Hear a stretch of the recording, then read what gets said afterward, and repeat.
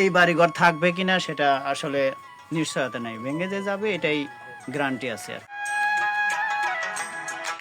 কষ্টে আছি বাঙ্গনি এলাকা বোঝেন না। হ্যাঁ 20 বছর 20 বার ভাঙা দিছি। হ্যাঁ হ্যাঁ মনে করেন স্বর্ণ যে আগুনে পোড়াতে যাচাই বাছাই করে আমি চ্যালেঞ্জ করতে পারি আমার জিনিস 1 নম্বর। যমুনার চরের মানুষের সংগ্রামী জীবনের দ্বিতীয় অংশে আপনাদের স্বাগতম।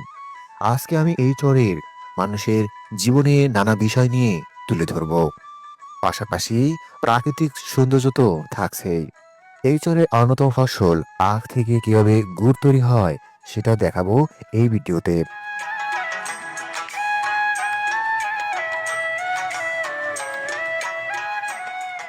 গ্রামের আঁকাবাঁকা পথ দিয়ে হাঁটছি আমি দিক বিদিক। গ্রামের অপরূপ সৌন্দর্য